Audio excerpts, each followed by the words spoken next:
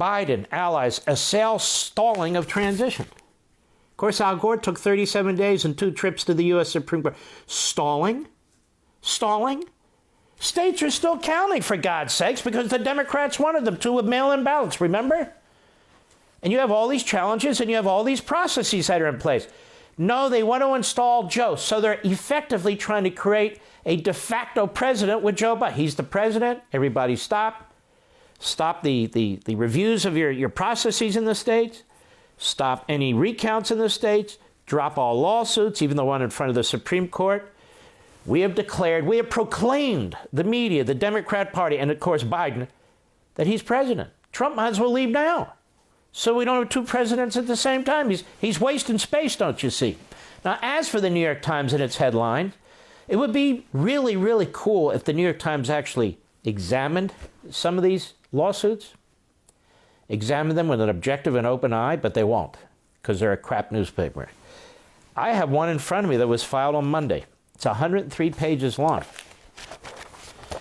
Almost as long as the Biden-Sanders Communist Manifesto. But the difference is this one talks about the Constitution and individual freedom and equal protection. That one talks about socialism, what they intend to do to us should this man become president of the United States. This is a serious lawsuit. I have no idea what these elected judges in Pennsylvania will do. They're all elected up and down the line. I have no idea what they'll do. The Supreme Court of Pennsylvania is utterly ideologically corrupt. But you still fight on. And in this lawsuit, which is a tremendous lawsuit, it's got affidavits signed under penalty of perjury by witnesses and individuals who are declaring themselves by name and what they saw take place. And so now we have 2 arguments in the media, including among some conservatives at National View and elsewhere, which is extremely unhelpful and very surface-level knowledge, not pretty deep. Okay, even if there's fraud, is it enough to overturn the election? Should we continue doing this to see if there's enough to make a difference in a state? Shouldn't we do it for moral and constitutional reasons as well? Shouldn't we do it to make sure that elections in the future aren't corrupt? That these safeguards that were eliminated in so many of these states over the last year should be put back in place? There are multiple reasons and levels of reasons to continue this. And should a state flip and should it help Donald Trump? Excellent. It is the Trump campaign afterwards that's trying to clean all this up. And in this filing, they make some brilliant arguments. First of all, we have a video we're going to play in a moment of a postal worker. A postal worker whose last name is Hopkins. And he says he witnessed and heard a postmaster general for basically the western part of Pennsylvania talk about how they were backdating ballots. What? And under that postmaster general, there's 156 post offices. When you look at the vote in Pennsylvania, I looked at it last night, or the night before last.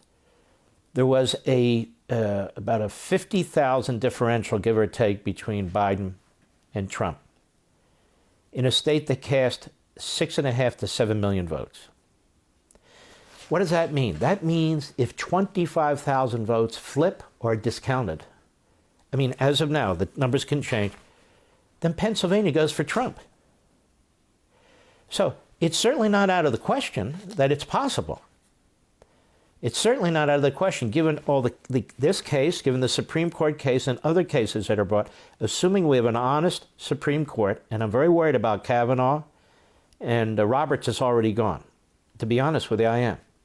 Because it's going to take guts to uphold the Constitution in the face of this juggernaut from the left of propaganda and pressure. What else do they argue in this brief? The Secretary of State of Pennsylvania, who is a left-wing Democrat, as is the governor, as is the lieutenant governor, before the general election, she directed the bluest of the blue areas in Pennsylvania, Philadelphia and Philadelphia County, Allegheny County and Pittsburgh, these are the bluest of the blue areas, to cure ballots that come in. In other words, to look at the ballots in advance, and if there's problems, to contact the voter where we have information and have them cure it, fix it. That is a clear violation of Pennsylvania law. You're not supposed to open and count those ballots till Election Day. That's number one. Number two, the heavily red areas of the state were not given the same information. They were not given the same information. What do you think about that? Well, under our federal Constitution, that's a violation of the Equal Protection Clause, because that means people who were voting in Democrat areas had another shot to fix a ballot. People who were voting in Republican areas had no idea what was going on. That's clear corruption, clear violation, in my view, of the Equal Protection Clause. That's brought up. What else? In-person voting, 8 p.m. Eastern Time. If you try to vote at 8:05 p.m. Eastern Time in Pennsylvania on Tuesday when the precinct was closed, you don't get the vote. Well, my brother's in the hospital. I don't care what's going on with your brother. Well, I had a flat tire. I don't care if you had a flat tire. Well, somebody held me hostage. I don't care if somebody held you hostage or not. You don't get the vote, period. You don't even get a provisional ballot. You're out. Strict time, strict deadline.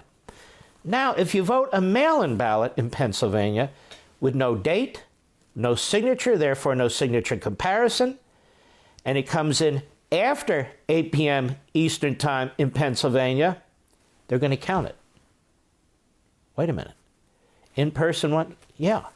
Okay, that's a violation of the Constitution's Equal Protection Clause, and that argument is made in here too. And several other arguments are made as well. These are serious arguments that can affect tens of thousands of ballots. My concern isn't whether what they're finding can affect tens of thousands of ballots. It can.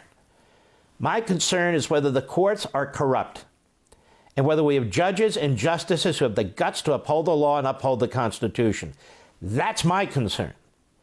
But I just gave you scenarios, including from this brief that was filed on Monday, that could in fact affect tens of thousands of ballots, and the Supreme Court case, which can eliminate all the unconstitutional, illegal voting that took place after 8 p.m. Eastern Time in Pennsylvania. And no, that's not disenfranchisement. And if it is, it's the fault of the state Supreme Court, the governor, and the Secretary of State, all Democrats, not the Supreme Court for upholding the Constitution of the United States. For all this and much more, sign up for Levin TV.